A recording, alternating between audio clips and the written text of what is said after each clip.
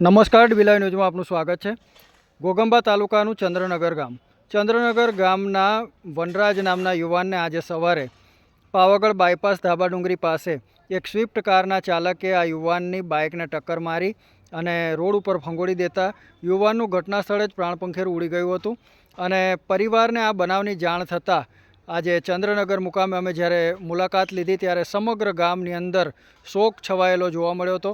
આખા ગામના ફળિયાની અંદર લોકો દુઃખી હૃદયે બેઠા હતા અને જાણવા મળેલી વિગતો પ્રમાણે આ મૃતક યુવાન એના પરિવારનો એકનો એક યુવાન હતો, એકનો એક પુત્ર હતો અને એ પરિવારની અંદર આ એક જ દીકરાની પાછળ 7 બહેનો હતી। 7 બહેનોનો એકનો એક ભાઈ આ વનરાજ એનું અકસ્માતમાં અવસાન થતાં પરિવારે તો પોતાના ઘરનો આધાર ગુમાવ્યો જ છે, પરંતુ કરુણ વાત તો એ છે કે આ પરિવારની અંદર દીકરીઓના સાથે સાથના લગ્ન થઈ ગયા છે। આ એકનો એક દીકરો હતો જે અપરિણિત હતો। આમ કોળ ભરેલા યુવાનનું મોત થતાં પરિવારજનોમાં અસહ્ય દુઃખની લાગણી જોવા મળી હતી અને ખાસ દુઃખની વાત એ છે કે ચંદ્રનગર ગામના આ મૃતક યુવાનના માતા પિતાને હજી સુધી તેમનો પુત્ર મરણ પામ્યો હોવાની જાણ પણ કરી શકાઈ નથી, કારણ કે વૃદ્ધ માતા પિતા પોતાના દીકરાને ઘેર આવવાની રાહ જોઈ રહ્યા છે।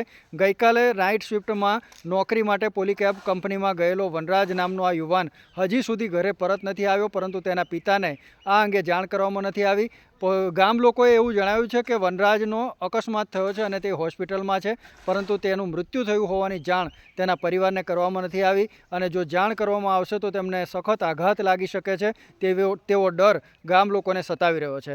ગામ લોકો કહી રહ્યા છે કે આ પરિવારના માથે આભ તૂટી પડ્યું છે અને પરિવારે પોતાનો એકનો એક આધાર ગુમાવ્યો છે। 7 બહેનોએ પોતાનો લાડકવાયો ભાઈ ગુમાવ્યો છે અને પરિવારજનો સહિત સમગ્ર આખું ગામ આજે હિબકે ચડ્યું છે અને પરિવારમાં રોકકળ મચી ગઈ છે। ગામમાં અંત્યેષ્ટિ માટેની તૈયારીઓ પણ થઈ ચૂકી છે અને બીજી બાજુ હાલોલ પોલીસ ઘટના સ્થળે પહોંચી મૃતક યુવાનના મૃતદેહને રેફરલ હોસ્પિટલ હાલોલ ખાતે પોસ્ટમોર્ટમ માટે મોકલી આપેલ છે। ત્યારે જોઈ રહ્યા છે ચંદ્રનગર ગામના આ એકનો એક છોકરો હતો કે ભલભલા કઠણ કાળજાના માણસને પણ હચ મચાવી મૂકે તેવી કરુણ પરિસ્થિતિ અને કરુણ દ્રશ્યો આ ચંદ્રનગર ગામની અંદર જોવા મળી રહ્યા છે। 21 વર્ષીય આશાસ્પદી અપરિણિત હતો અને સમગ્ર પરિવારમાં છે જ, પરંતુ તેના સગાવાલા સહિત સમગ્ર ગામની અંદર શોકનો માહોલ જોવા મળી રહ્યો છે। ગામજનોની આંખોની અંદર આંસુ છે અને દુઃખી હૃદયે પરિવારજનો પોતાના આ યુવાનનું મોત થતાં રોકકળ મચી ગઈ છે અને કઠણ કાળજાને કંપાવે તેવી પરિસ્થિતિ છે।